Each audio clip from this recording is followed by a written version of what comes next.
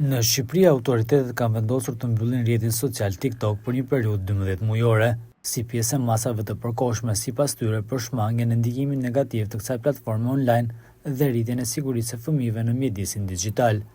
Autoritetet morën këtë vendim pasi zhvilluan 1300 takime me rreth 65.000 prindër në të gjithë vendin. Kufizimi i rrjetit TikTok ndodh pasi një adoleshent goditi me thikë për vdekjen e një adoleshent tjetër në muajin nëntor të vitit të kaluar, pas një sheri që filloi në këtë platformë online. Drejtoresha e shkollës Petronin Luarasi në Tiranë thotë se shumica e dërmuese prindërve e mbështesin këtë masë.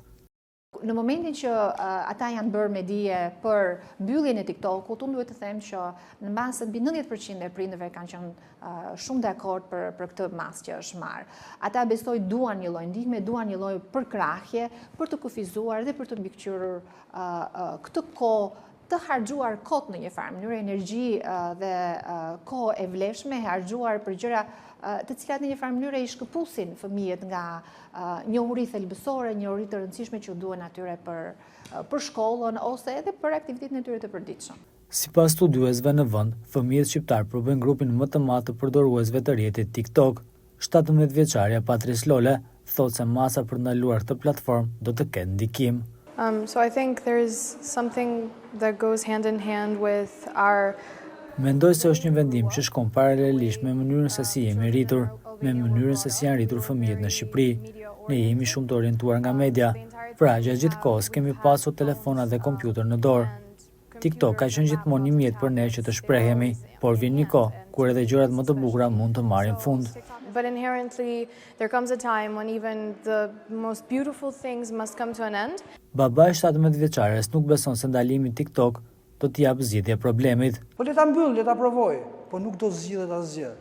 Po ta lej hapur, problematika do vazhdojë dhe do deklarohet që shiko se po ta kishim mbyllur. Më mirë ta provoj, të mbyllet dhe të shohim pastaj se ç'do të ndodhë. Megjithatë, besoj edhe një herë tjetër se nuk është zgjidhje mbyllje. Duhet një pakt më i gjerë për familjen që duhet të jap zgjidhje dhe jo sot për nesër, por në një periudhë afatgjatë. Ekspertët tregojnë për shumë platforma të tjera të mediave sociale, të cilat do të drejtojnë të rinj kur të mbyllet TikTok. Ata thonë se përgjigjja qëndron në adresimin e problemeve psikologjike dhe izolimit. Nuk e mendoj këtë si masën që jep zgjidhje.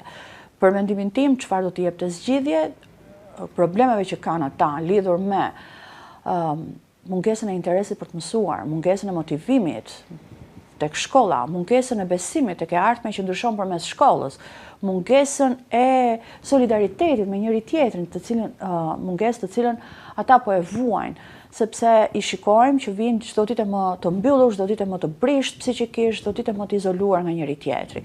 Probleme që lidhen natyrisht me